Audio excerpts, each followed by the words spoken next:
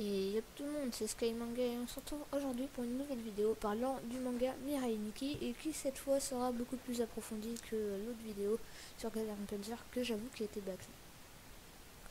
Mirai Nikki est un manga écrit et dessiné par Sakae Esunu. Il a été publié entre janvier 2006 et décembre 2010 dans le magazine Monthly Shonen S de l'éditeur Katokawa Shoten. Il a été compilé en un total de 12 tomes en avril 2011. La version française est éditée en intégrale par Saka. 3 séries dérivées ainsi qu'un OAD bonus sont également sorties.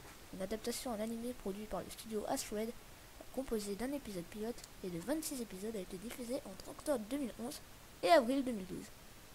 Une adaptation en drama de 11 épisodes a été diffusée entre avril et juin 2012. Et quoi?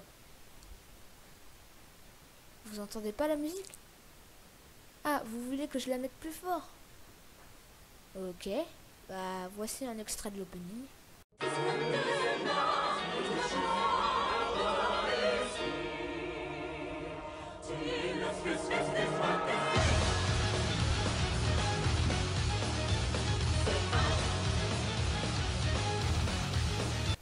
Oh mon dieu, encore une fois.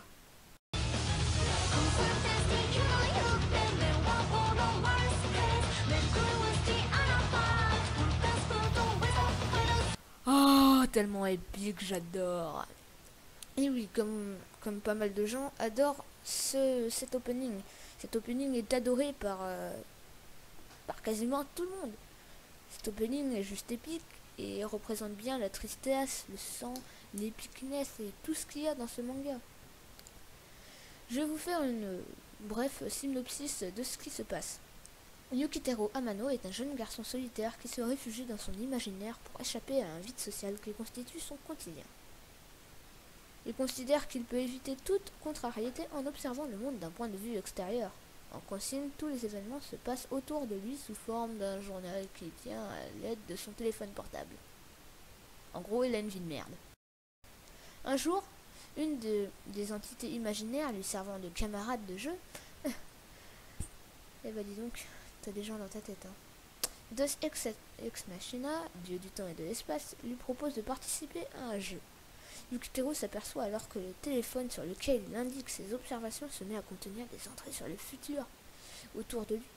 Au départ, il utilise ce pouvoir à outrance et est heureux de posséder jusqu'à ce que son charnage lui prédise que sa propre mort.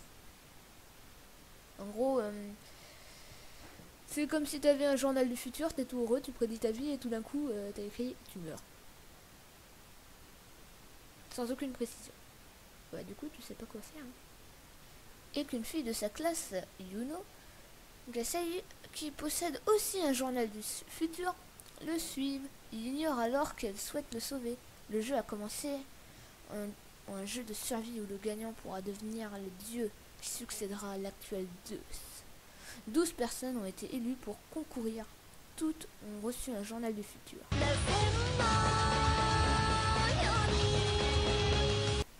En relation avec ce qu'elles avaient l'habitude de noter dans leurs journaux ordinaires.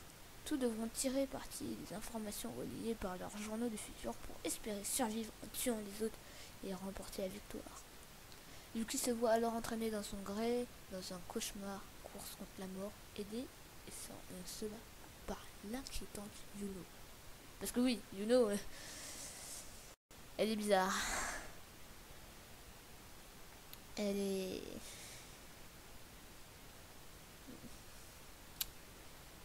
Au revoir. En gros, on pourrait dire que c'est un Hunger Game manga, mais en vrai, Hunger Game, quand tu gagnes, t'as juste du fric. Tandis que là, tu deviens Dieu. Et t'as des téléphones du futur. Et c'est beaucoup plus intéressant. Et t'es en pleine ville. Et en fait, on va retirer l'idée que c'est un Hunger Game. Donc voilà, cette vidéo est déjà terminée.